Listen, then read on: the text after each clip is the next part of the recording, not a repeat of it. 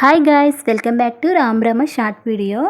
ఇప్పుడైతే మన ఛానల్ని కొత్త వారు ఎవరైనా చూసినట్లయితే లైక్ చేసి సబ్స్క్రైబ్ చేసుకోండి. నేనైతే ఇప్పుడు ఎగ్ రైస్ అయితే చేస్తున్నానండి. ఎగ్ రైస్ కోసం అయితే ఇలా చూపించినవన్నీ కట్ చేసుకొని ఇందులో అయితే ప్యాన్ పెట్టుకొని ఆయిల్ వేసి తాలింపు గింజలు, పచ్చిమిర్చి, కరివేపాకు, కొత్తిమీర అయితే వేసి ఎర్రగడ్డలు అయితే వేసి వేయించుకోవాలండి. ఎర్రగా గోల్డ్ కలర్ వచ్చేసరికి వేయించుకున్న తర్వాత ఒక టమాటా అయితే తీసుకొని అవి అయితే ముక్కలుగా చేసుకొని ఆ టమాటా ముక్కలు కూడా అందులో వేసి అవి కూడా బాగా వేయించుకొని కొద్దిగా పసుపు, ఉప్పు వేసి కొంచెం సేపు అయితే మగ్గనియాలండి. మగ్గనిచ్చినాక నేనైతే ముందుగా అయితే అల్లం వెల్లుల్లి పేస్ట్ అయితే చూపించాను కదండి, అదైతే మిక్సీ అయితే పట్టుకొని అల్లం వెల్లుల్లి పేస్ట్ కూడా అందులో వేసి అవి బాగా అయితే స్మెల్ పోయేదాకా, వాసన పోయేదాకా, పచ్చివాసన పోయేదాకా వేయించుకోవాలండి. వేయించుకున్న తర్వాత నేనైతే ఈ ఎగ్ రైస్ కోసం అయితే 5 గుడ్లు అయితే తీసుకున్నానండి.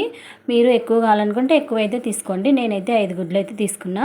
ఈ 5 గుడ్లు అయితే వేసి వేయించుకోవాలండి. వేయించిన తర్వాత అన్నం అయితే నేనైతే ఉడుకు అన్నం అయితే వండి పెట్టుకొని ఫ్యాన్ కింద అయితే ఇలా ఆరబెట్టుకొని పెట్టుకున్నా పొడి పొడిగా.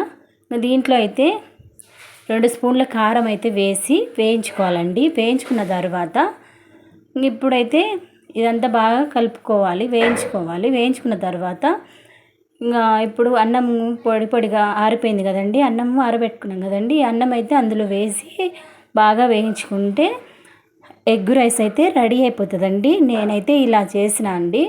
మీకు కూడా మీరైతే ఎలా చేస్తారో కామెంట్ చేయండి. మేమైతే ఇలా చేసుకున్నాము. నేనైతే ఇలా కొత్తగా అయితే చేశాను. ఏదేదో పిచ్చి పిచ్చి వంటలు నాకైతే వచ్చినట్టయితే మీకు చూపించాను. మా వీడియో నచ్చినట్లయితే లైక్ చేసి సబ్స్క్రైబ్ చేసుకోండి. కొంతమంది అయితే చూస్తున్నారు కానీ వీడియోలు అయితే చాలామంది చూస్తున్నారు. నా వీడియోలు అయితే సబ్స్క్రైబ్ అయితే అస్సలు చేసుకోవట్లేదు, లైక్ కూడా కొట్టడం లేదు. ఇప్పుడైతే లైక్ చేసి సబ్స్క్రైబ్ చేసుకోండి. ఇంతవరకు చూసినందుకు థ్యాంక్ యూ సో మచ్.